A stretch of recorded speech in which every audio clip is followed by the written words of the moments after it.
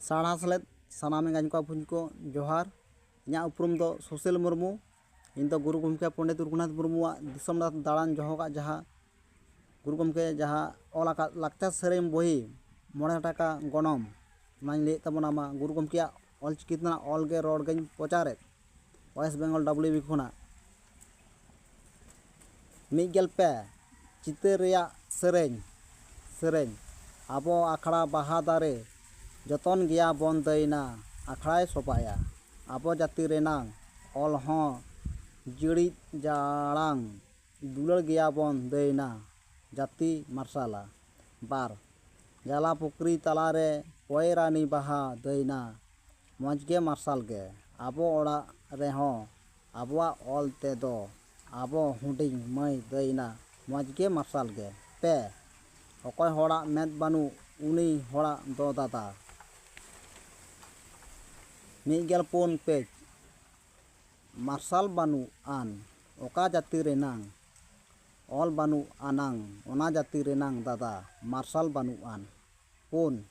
ᱫᱟᱨᱮ ᱜᱩᱡᱩᱜ ᱠᱟᱱ ᱧᱮᱞᱛᱮ ᱢᱤᱨᱩ ᱪᱮᱬᱮ ᱨᱟᱜ ᱫᱟᱫᱟ ᱫᱟᱭᱟ ᱦᱟᱭᱟ ᱜᱮ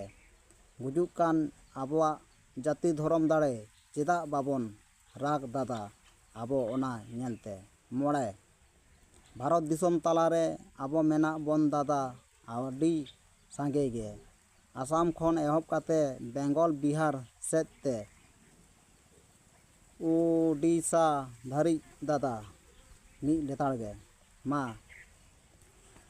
सारना धरम हितलय मारांग बुरु हिरले गुरु गमके हितलय इन दो वेस्ट बेंगल WB खन प्रचारे गुरु गमके ओला रोड गे मा सानाम को गे ऑलचिकीते चेदो ताबन पे आर नोवा जहां यूट्यूब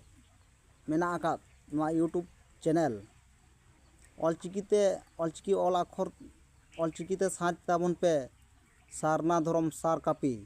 और उनका वीडियो पे नेल ᱧᱟᱢᱟ मा जहाँ को एतम को साबां पाचे लेकिन सानाम को गे नेल सुजे सामटा सुजे ताबन पे और मा लay कते गे नितो तो नोडे गे हापिते और रोड इदी ताबोना सानाम को गे दोहरा करते जोहार।